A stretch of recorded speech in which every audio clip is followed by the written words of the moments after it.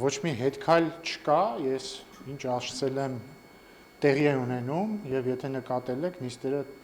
անցնում են շատ քաղաքակիրթ, չափված ձևված, բարեկիրթ, մեծամասամբ եւ հետեւաբար իմ գլխավոր նպատակը, որ ես դրել եմ իմ առջեւ, առնվազն այս պայդրությամբ կատարված է։ Ազգային ժողովի աշխատանքների մեկնարկը, որ ընդդիմադիրներին արդեն ասում են։ Բայց ես ձեզ երբևէ ասել եմ, որ գան կոպտելու եմ իրանց։ Ես դες բան ասել եմ։ Պարոն Կիրակոսյան, մարդկանց քո ուզած դաշտ, իսկ իմ ուզած դաշտը լավ դաշտ է, բարեկրթության դաշտն է, բերելու տարբեր ձևեր կան եւ ամենևին միայն կոշտ եւ կոպիտ մեթոդներով այդ ձևերը չեն սահմանափակվում։ Շնորհակալություն, Ռոզաննա, համեցեք։ Պարոն Բինյանյան, մի հստակեցում, դուք ասել եք Դան դասյարակ եք, հասկանան դասյարակության բարեկրթությունն է ձեր ասած, սա հստակեցեք եւ հիմնական հարցը շատ քննարկեց դատիճում ձեր քննարկում ձեր տեխնական քննարկման ժամանակ տարբեր պաշտոնյաների աշխատանքի ձեր հարազատների աշխատանքի հետ կապված ընդունել են ձեր հովանավորությունը եղել է թե չէ, գիտեք նաեւ ձեր կինն է ազգային ժողովում աշխատելու, շարունակելի աշխատել ազգային ժողովում, թե կապված։ Շնորհակալություն։ Առաջին մասով կրկնում եմ, իմ նպատակը եղել է եւ շարունակում է մնալ հետեւյալը, որ ազգային ժողովի նիստերի դահլիճում առնվազն տիրի սուր, բայց բարեկիրթ մթնոլորտ։ Ես կարծում եմ, որ թու այս երկու օրերը ված չի ընթանում եւ իմ գոհունակությունն եմ հայտնում այդ առումով։ Ես ինչպես իմ ելույթում եմ նշել, ես ընդդիմությանը առաջարկել եմ այս տրամաբանությամբ, բայց նաև ասել եմ, եթե ընդդիմությունը ընտրի այլ տրամաբանություն, մենք առավել քան պատրաստ ենք նաև այլ տրամաբանության եւ ես ուրախ եմ, որ դրա կարիքը մինչեւ պահ չի եղել։ Իմ կինը ազգային ժողովում աշխատել է իզնից առաջ, այսինքն երբ որ ես դեռ այստեղ չէի, ինքը այստեղ աշխատում էր, հիմա դեկրետի մեջ է իմ կինը եւ ամենայն հավանականությամբ դեկրետից հետո չի վերադառնա այլևս ազգային ժողով։ Շնորհակալություն։ Համեցեք։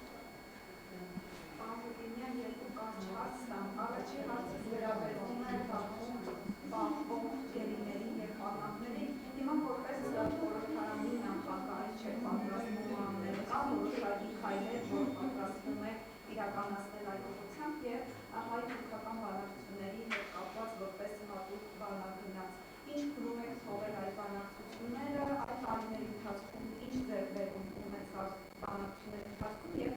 ում եք համարում ձեզ արժանի փոխարինող, որ կարող է այդ բանակցությունները շարունակել ձեր թողարկելիս։ Շնորհակալություն։ Հայաստան-Թուրքիա կարգավորման գործընթացի վերաբերյալ 3 հանգամանալից համ ելույթի մեջ եմ խոսել, հարցերին պատասխանեմ, խոսել կարող եք ուղղակի հետ տալ նայել ձեր հարցի պատասխանը կա, ինձ թե ով պիտի փոխարինի, չգիտեմ, չեմ մտածել, եթե կառավարությունը իմ խորհրդի կարիքը ունենա կքննարկենք, բայց այդ հարցը կառավարության տիրույթում է, գերիների եւ այլ պահվող անձանց վերաբերյալ գիտեք, որ այդ հարցը ամենօրյա աշխատանքի մաս է, այդ ամենօրյա աշխատանքի շնորհիվ է, որ 200-ից ավելի գերիներ այս տարիների ընթացքում վերադարձել են հայրենիք եւ այդ աշխատանքը երբեք չի դադարում։ Դուք գիտեք կամ եթե ուզում եք նկատում եք իհարկե կամ նկատել եք, որ եղել են ամիսներ, երբ որ որևէ շարժ չի եղել, էլի քննարկումներ եղել են դրա մասին, դե որ կառավարությունը բան չի անում, բայց հանկարծ մեկ էլ մի օր վերադարձել են հերթական գերիներ։ Եվ մենք ամեն ինչ անելու ենք, որ դա հնարավորինս արագ տեղի ունենա եւ բնականաբար մենք էլ խորհրդարանական մակարդակում ինչպես աշխատել ենք այդ ուղղությամբ, այնպես էլ կաշխատենք։ Շնորհակալություն, Շովիկ։ Պարոն Բինյան, ես ուզում եմ հարցնել խորհրդարանում բարեկիրթ բանավեճ, բայց սուր բանավեճ, ինչպես դուք եք ձևակերպում ունենալու ձեր մտադրությունը, այս նախաձեռնությունը, որով դուք հանդես եք գալիս Երևանից, դա անձնապես ձեր մոտեցումն է, թե դուք դա քննարկել եք նաև վարչությունում, վարչության նախագահի հետ, որ փորձեք այս խորհրդարանը դարձնել ավելի նախորդից առնվազն տարբերվող այդ միջավայրի եւ խոսույթի առումով, սա ձեր որոշումն է, թե ընդհանուր քաղաքական թիմի վարչության որոշումն է եւ ուզում էի նաև իմանալ նախորդ խորհրդարանում հաճախ խորհրդարանը հայտնվում էր նաև քննադատությունների թիրախում այդ պարգևավճարների ֆոնդի հետ կապված, այս հարցում ինչ-որ մոտեցման փոփոխություն լինելու է, թե դուք շարունակելու եք այն նույն տրամաբանությամբ, որը գործել է նախկինում, այսինքն ինչ-որ տոն օրեր, առավոտներ, ես չգիտեմ այդ բաները, որ փուլերում էր արվում, ձևավճարների տրամադրումը շարունակելու եք նախկին ոճը, թե ինչ-որ բան այդ հարցում փոխելու եք։ Շնորհակալություն բարեկրթության վերաբերյալ մոտեցման առումով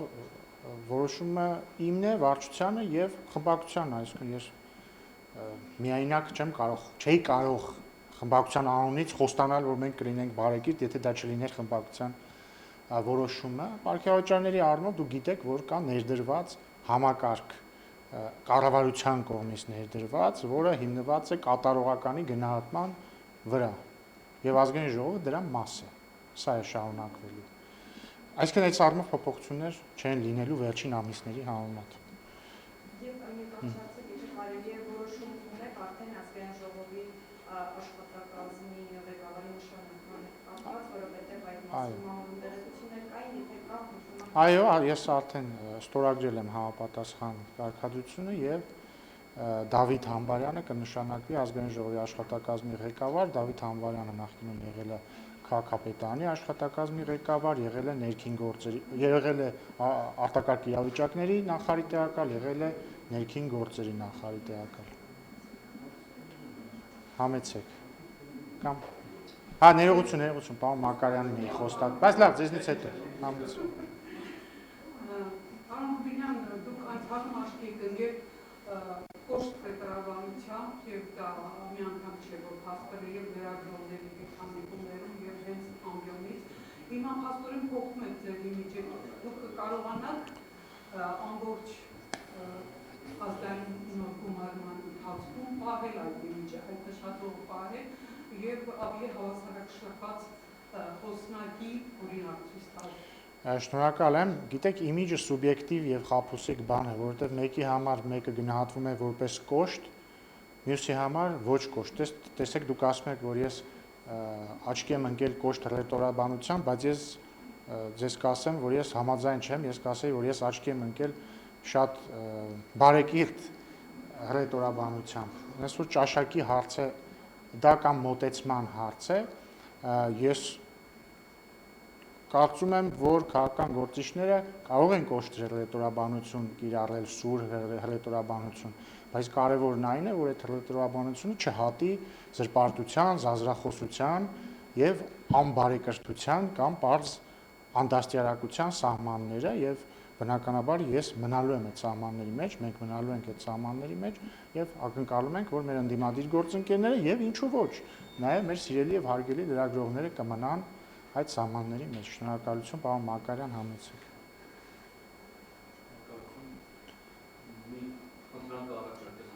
Համաձայն եմ։ Չգիտեմ կփոխենք թե չէ, բայց շոքա համաձայն եմ։ Կքննարկենք, չգիտեմ, այս բանը չունեմ որոշում, նույնիսկ չունեմ որոշում խոսնակ կլինի թե չի լինի։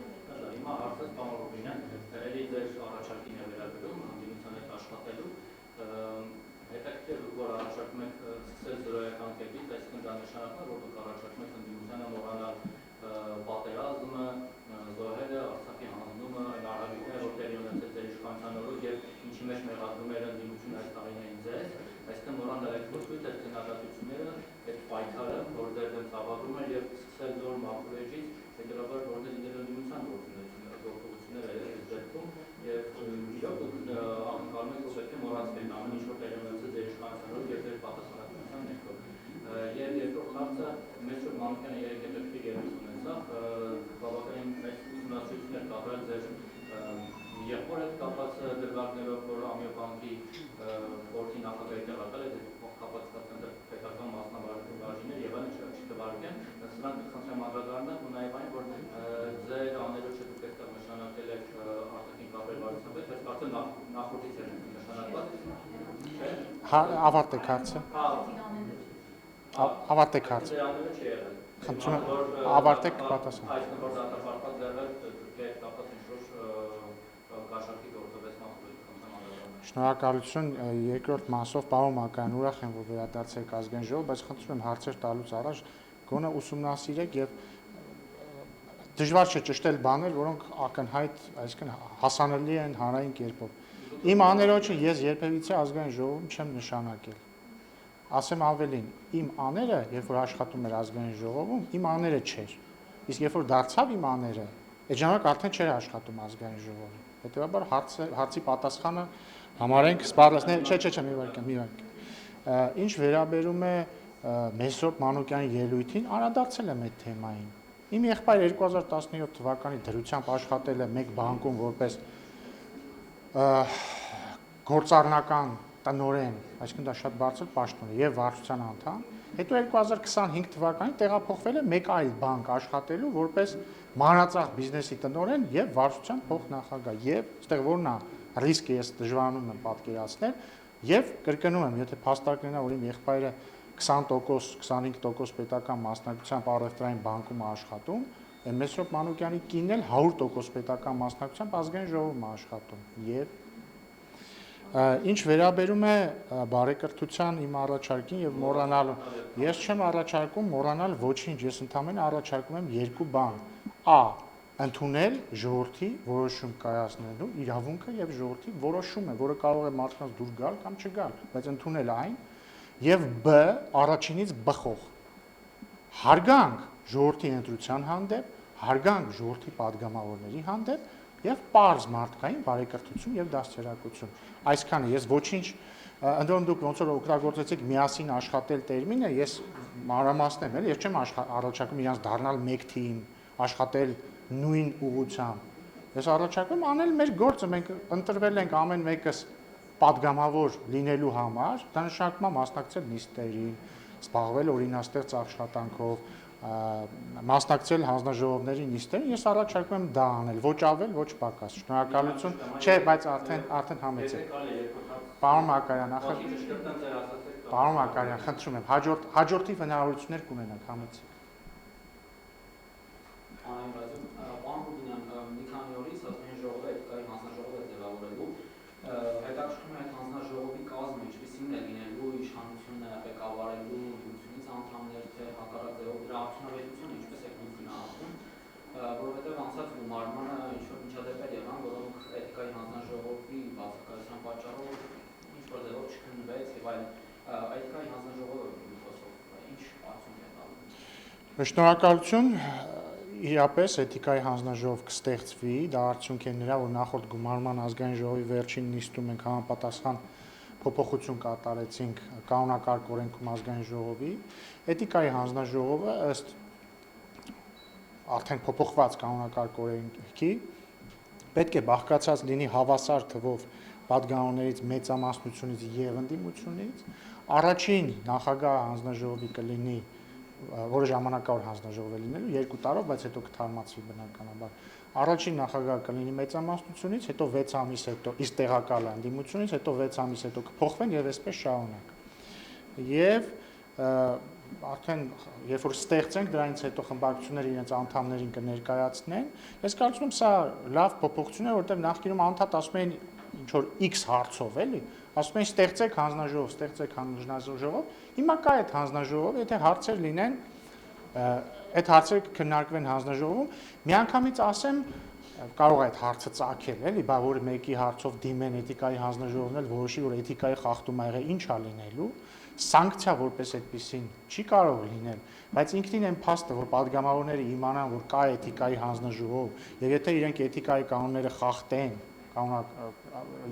համապատասխան դիմում կլինի, ինձ թվում է արդեն իսկ դա հանրային ճնշում է ակնկալվող, լրագրողների ակնկալվող հետաքրքրությունը կարող է զսպող գործոն լինել եւ օգնել մեզ իմ առաջարկած բարեկրթության օրակարգի հարցով։ Համեցեք։ Մի հարց եմ տամ ճշտով։ Բայց արդեն պատասխանել եմ հարցին, համեցեք։ Միշայեցում ենք Սամայք TV-նյուս, պարոն Ռուբինյան, ձեր քաղաքական թիմը անընդհատ խոսում է Ադրբեջանի հետ խաղաղության պայմանագիր կնքելու մասին, այդ ամենի ֆոնին այսօր ուժեղ Հայաստան դաշինքի աշխատակ ղեկավարը Նարեկ Կարապետյանը հայտարարեց, որ մոտակայքում պլանավորում են հակասահմանության օրինագիծ ներկայացնել ազգային ժողովում, որով ցանկանում են սահմանափակել Ադրբեջանի քաղաքացիների մուտքի ժամանակահատվածը, նշում են, որ 10 օրից ավել չպետք է ադրբեջանցի գտնվի Հայաստանում եւ չկարողանա գույք գնել։ Այդ ամենի վերաբերյալ ձեր կարծիքը ո՞րն է։ Շնորհակալություն։ Շնորհակալություն, ես կոնկրետ նախագծերի մասին չեմ ուզում կարծիք հայտնել, մանավանդ երբ որ այդ նախագծերը շրջանառված չեն, կներկայացնենք, կհասկանանք։ Բայց կողմ եք այս ամենի ֆոնին։ Դուք չլսեցիք իմ պատասխանը։ Դե շնորհակալություն։ Համեցեք։ Պարոն Քարզաշարի ամբողջ ընթացքում դիմադիրները, հատկապես Հայաստանի ներկայացուցիչները, մարդկանց մատուցում էին 300,000 ադրբեջանցիներով, հիմա սահման անցում կատարեցին թուրքերին, ըստ ձեզ նպատակը ո՞րն է, որակարգի բացատրություն։ Չգիտեմ նպատակը ո՞րն է, բայց ես կարծում եմ, որ այդ արդեն հասկանում եք, շատ բառեր են արժեզրկվել։ Ինչ բառ ասես կա, արժեզրկվեց այս վերջին 6 տարվա ընթացքում։ Ժամանակն է հրաժարվել կլիշեներից, դոգմատիկ բառերից։ Հիմա դուք տեսաք, որ ընդդիմադիր գործընկերներից մեկը ինձ հարցնում էր թուրք տեսել եք թե ոչ, պարզվեց ինքը ադրբեջանցի է տեսել, շփվել է հետը եւ ես կրկնում եմ, այստեղից էլ եմ կրկնում, ոչ մի վատ բան չի արել, թող ինքը չարթարանա, ձեզ էլ եմ հորդորում մեղադրական հարցեր չտալ այդ երիտասարդ падգամավորին, բայց սա ցուցիչ է, որ fake թեմաներ են, էլի, ինչ որ փուչիկներ են դրանք, որ հա օգտագործվում են երևի միմյանց կերպարը վնասելու համար կամ հարձակում են միմյանց կերպարի վրա, բայց հենց դա է բերում նրան, որ բովանդակությունը կորում է, դրա փոխարեն շատ ավելի ճիշտ կլինի քննարկել բովանդակությունը, թեկուզ կոշտ կերպով, թեկուզ սուր կերպով, բայց ճիշտ կլինի քննարկել բովանդակությունը։ Համեցեք։ Իդեպ Արմատ մեդիայի ներկայացուցիչ, եթե ուզում է հարց տա, ես դեմ չեմ, կարող է տալ։ Համեցեք։ Պարոն Ռուբինյան, ընդհանուր առմամբ ինչպես է կարծում, հա, դիմադիրները հասարակ համագործակցության ինչ-որ պատրաստ են, որքանով են պատրաստ, ինչպես հնարավոր կլինի այդ համագործակցությունը, հատկապես այն որոշումների կայացման հարցում, որոնք վերաբերելու են ընդհանրապես Հայաստանի համագործակցությանը։ Չգիտեմ, կապրենք, կտեսնենք, ըստ աշխատանքի դա կերևի։ Շնորհակալություն։ Համեցեք։ Հա, հերթով իրար հետո։ Չէ,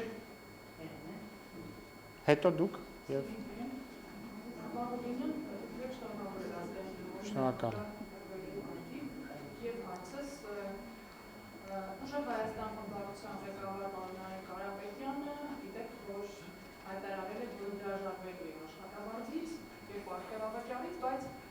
նրա ղեկավարած խմբակցության անդամները կստանան աշխատավարձ, կհրաժարվեն պարգևավճարներից։ Նախ ձեր վերաբերմունքը պարոն Կարապետյանի եւ նրա խմբակցության այս որոշմանը, հնչում եմ նաեւ բարձրացնել պարոն կա ազգային ժողովում այդպիսի պրակտիկա աշխատավարձերի վճարման հետ կապված, որ ինչ որ մեկը աշխատում է անվարձավարույց, չի ստանում աշխատավարձ եւ նաեւ պարգևավճարներից հրաժարման մեխանիզմ է։ Ինչպես է։ Շնորհակալ եմ, չկա նման մեխանիզմ եւ պարոն Կարապետյանը չի կարող հրաժարվել աշխատավարձից, այլ բան, որ ինքը կարող է ստանալ աշխատավարձը եւ, չգիտեմ, տալ ինչ որ մեկի, դա իր գործն է արդեն, նույնն էլ վերաբերվում է պարգևավճարներին, բայց աշխատավարձը ինքը պիտի ստանա եւ կստանա։ Մնացածը իրենց գործն է, ես կարող եմ ասել, որ մենք մեր խմբակցության падգամավորներս չունենք եկամուտի այլ աղբյուր, համենայն դեպս օրինակ ես չունեմ եկամուտի այլ աղբյուր, քան աշխատավարձն է եւ ցավոք չեմ կարող հրաժարվել աշխատավարձից։ Բայց չգիտեմ, եթե հարուստ լինեի, կարող է եւ կարողանայի, չգիտեմ, բայց ես ամեն դեպքում կարծում եմ, որ սա այսինքն եւս մեկ ցուցիչ է, որ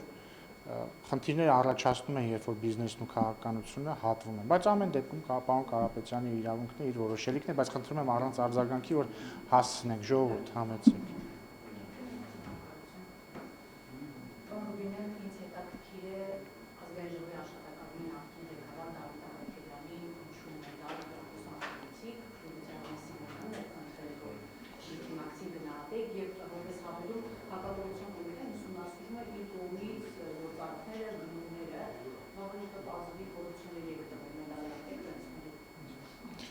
Պարոն Առաքելյանը միայն Արլեն Սիմոնյանի թիմակիցը չէ, նաև իմ թիմակիցն է։ Պարոն Առաքելյանը քաղաքացիական պայմանագիր կուսակցության անդամ է։ Ես պարոն Առաքելյանին պատվո մեդալով եմ պարգևատրել վերջին տարիներին իր շատ լավ աշխատանքի համար, ոչ պարոն Սիմոնյանը ինձ նման խնդրանքով չի դիմել։ Ձեր մյուս հարցի մյուս մասով ես որևէ տեղեկություն չունեմ, չգիտեմ ինչի մասին է խոսքը, բայց չեմ կարծում, որ հնարավոր է այն, ինչ դուք նկարագրում եք։ Շնորհակալություն։ Եվ գերեւի 24 մյուս, չէ՞։ Բայց արդեն տվեց ձեր գործընկերը հարց։ Շնորհացը եւ Պարոն Գոջորյանի եղբոր Աբետ Գոջորյանի, չնայած որ պարոն Գոջորյանը